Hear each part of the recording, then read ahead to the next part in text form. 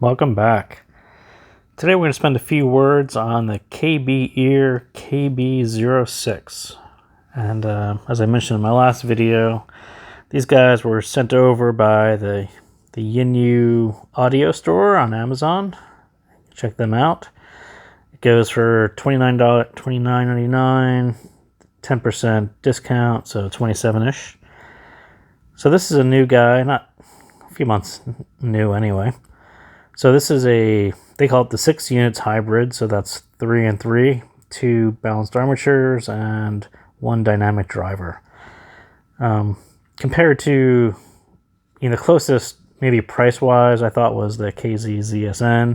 This guy is 1 BA, 1 DD, so this guy's got an extra BA, so they're not quite the apples to apples, but it's about, this guy's actually cheaper. I think it's more like $20 instead of $27, but extra driver.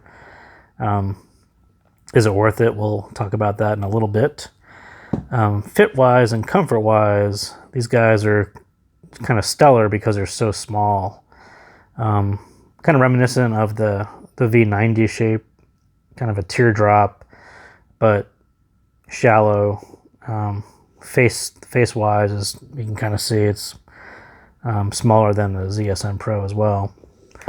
This isn't the stock cable. This is a Yinyu silver-plated 8-core. One of those cables that I've mentioned was always in the mail, but actually arrived. So that is that. So I read some, while I was waiting for this guy to arrive, I read a bunch of reviews, and they range from super to, the tuning needs to be tweaked. It can get peaky to, I just don't like all that bass. So I think all those things are kind of generally true. Let's take a little peek at some graphs. So first two graphs, I think there's not that many reviews of the 06, so they sort of look like this. One is sort of more balanced with some higher trebles, and one is kind of a more downward trending slope like that. I don't know. With this guy, I'm not sure that these are all that helpful. But when you do get yourself a KB06 and put it on, the very first thing you'll notice are the vocals. The vocals are very forward. Going back to the last set that I reviewed was the V90s. And, one thing personally to me is that the vocals are just back a little bit more than they should be. I love them when they're like right in the middle of my head, between my ears. The V90 are kind of forward a little bit. These guys are, big and loud vocals. That's why I say the graphs don't really show you what really happens when you put these on, but pretty much all the vocals will be very forward and probably in a more unnatural way than you're used to. But if you're commuting to work or you're mowing the lawn, that tuning is sort of becoming popular because even on lower cost devices, you don't have a nice bass and a nice treble, so you throw where most of the music lies in the mids, throw all your energy into that and make them sound good. And so yeah, I think these are super good at mids. The bass, and that on the chart it actually does show it. It is a boosted bass without a doubt. You have to be a bass lover to really take these without EQing the bass down a little bit. It's compared to the ZSN Pro. People say, "Hey, I got $25. What should I buy?" And people always throw out the ZSN or the ZSN Pro because they're pretty much at $20. So at $27, you get another BA and you get a whole lot of bass. So I think that becomes a more attractive choice if the person has that preference, right? If someone said, "I got $25 and what should I buy?" I say, "Well, what kind of music are you going to listen to?" And oddly enough, one of the best reviews for this guy was actually on Orchestral classical music, and that's kind of where these two differentiate. So the ZSN Pro was the traditional KZ steely timbre, right? Especially guitars and cymbals, everything kind of in that higher midsection takes on a steely timbre to it. Not quite as natural as you want it to be.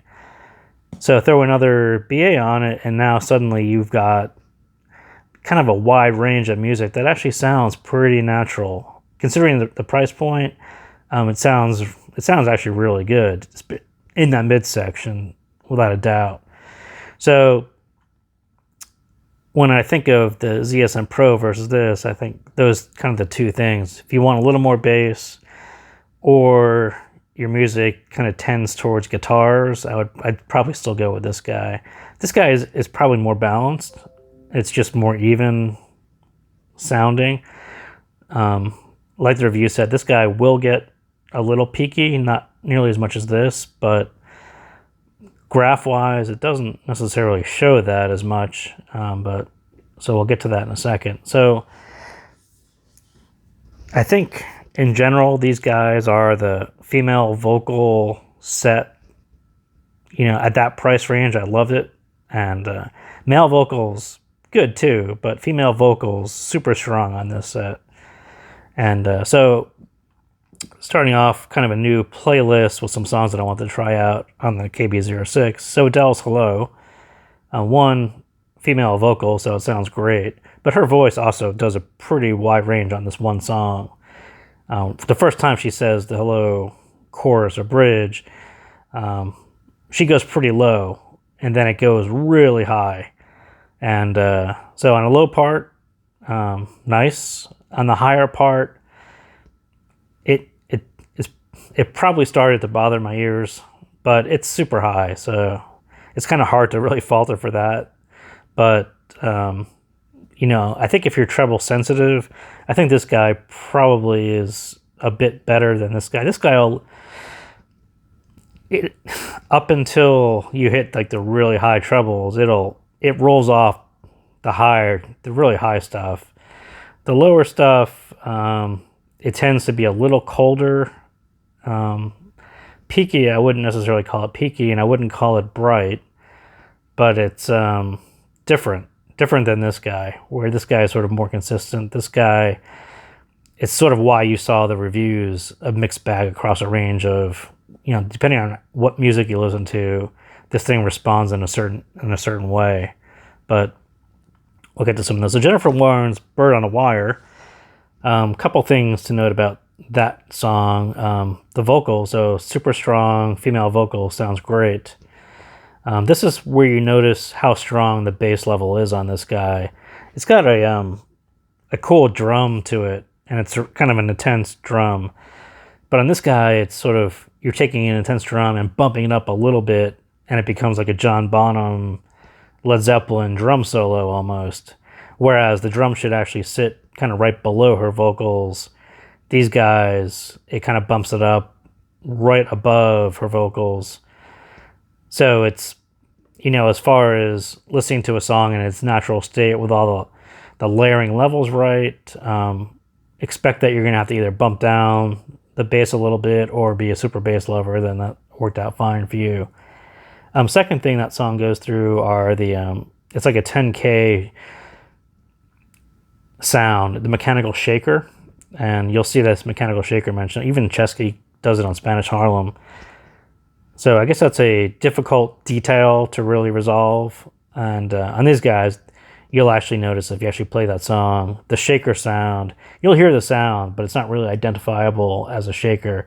It kind of sounds like, you know, similar to a shaker, but not really like the shaker when you listen to it, even on this guy, where the treble isn't nearly as rolled off as this guy.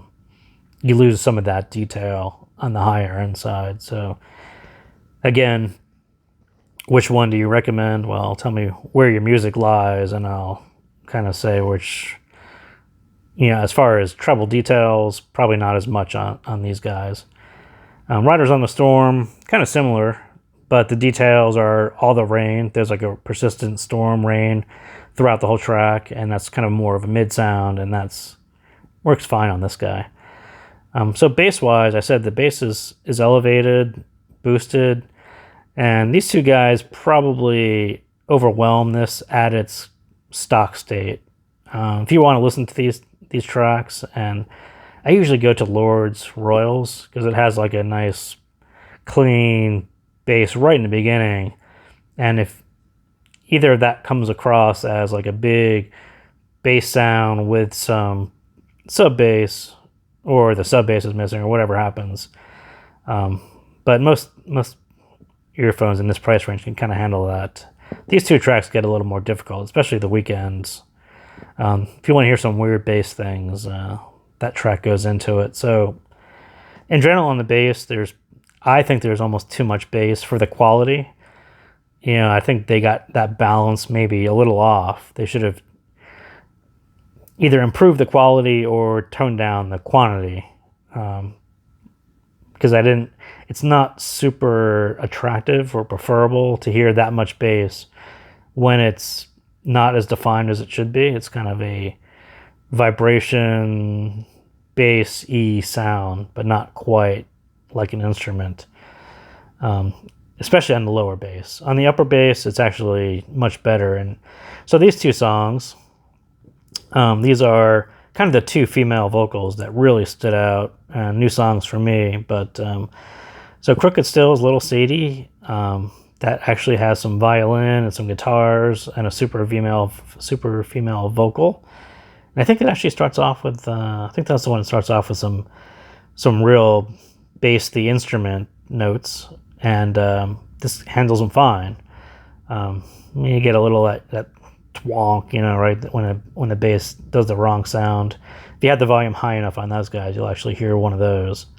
But in general, the speed of the bass is actually pretty average. It's pretty reasonable for that type of upright bass. So Holly Cole Trio, I can see clearly now. Famous song. This is their rendition of it. Another super smooth female vocal.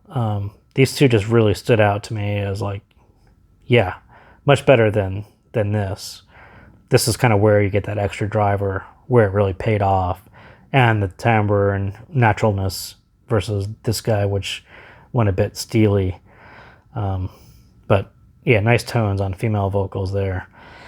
So the other odd thing about this guy, and another why the reviews were kind of a mixed bag, are if you get the weird mix of vocals and guitars, or bass and vocals, or there's some combination where one will cancel out the other. So in Lady Gaga's Joanne, she'll be singing and she's playing guitar, and then she'll sing over the guitar, and the guitar will essentially disappear, and then you'll hear the guitar in between her words. It's wild. It's lost in the mix is one way to describe that, but the guitar almost disappears. You'll hear it way recessed when she's singing over it, and then it'll pop up again. And you're like, whoa, that's strange. So something to be aware of. The Smiths Big Mouth Strikes Again, same exact thing. It's got a super cool guitar right in the beginning, and then Morrissey will start singing over it, and then you're like, oh, lost my guitar. He pauses, and oh, there's the guitar again, and then he'll start singing, and it'll recess again. Wild. I've never really had a pair that it was that present, that where you could really hear it. It was like no mistaking, like, I think I lost his vocals, or I lost the guitar a little bit. It goes way recessed on this guy if you get the wrong combination. But even, so there was a Foo Fighters song, which I didn't put on here. So the Foo Fighters song starts off, the other guy is singing, and then Dave Grohl comes in with like the full wall of guitars. And even with that, it sounds fine. I just couldn't really figure out what, there's probably some magic frequency combination where the guitars will disappear if there's the vocal in a certain range, but it was a little hard to figure out, but you don't hear it all the time. So Iron Maiden's The Clairvoyant. I ran across this one on someone's V90 review, where they said it sounds pretty awesome on the V90. And I sort of would argue that it sounds almost better on the KB06 for a couple of reasons. One, the vocals are really not boosted, but they're in your face. So what typically happens with me on especially hard rock, heavy metal, things like that, is when the vocals recede a little bit, they're not as forceful as they really should be. So in this guy, when they bring him forward, it's like, yeah, that's exactly what it should sound like. And it's another one where there's like a lot of guitars, but they're fine on this one. They're fine. I don't know. Sounds really good. But second, the soundstage on the KB06 is actually pretty wide, and there's a pretty nice depth to it. So when I talked about the ZSX or even the Blonde, where you have like a dense song like the Clairvoyant, Bruce Dickinson singing kind of right in the middle, the screaming guitars are pushed off to the side, maybe even beyond your ears a little bit. It just lets the vocals breathe, and you don't have all this mush in the middle trying to resolve his vocals over the guitars. These guys actually do that pretty well for their price range. And I think it's quite a bit better than these guys, and that was one fault of the ZSN Pro, was the soundstage wasn't really all that wide at all. These guys, extra driver, pretty nice. So treble wise, yeah, I think the best description I heard of it was polite, and it didn't really mesh with, people said it was peaky.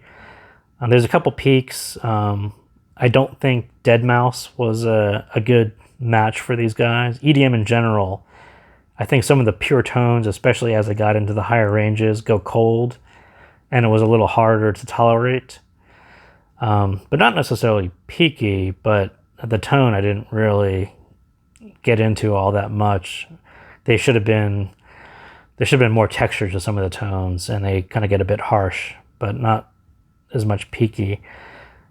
And then polite, as in they will roll off before they get really bad in your head. And that's kind of where you get bird on the wires, where you lost the detail kind of on a higher end. So the mid detail is actually really good. Like I said, female vocals sound really great. Tons of detail in the midsection, and it'll definitely roll off as you get towards the treble. So, thinking about, hey, I got $25, which ones do I want to buy? ZSN Pro is kind of the KZ, V-shape, steely sound, but kind of consistent. There's not really that many surprises. This guy, kind of way more bass, a wider sound stage, more natural sounding instruments, but there might be a couple surprises here and there along your playlist. So I think it's good. It kind of added a product into that price range, and there weren't that many. So it's cool. Especially if you're interested in the ZSN and want a little more bass, I think it's kind of a valid recommendation to make at that point. So that's all for today. Thank you for tuning in, and I will see you next time.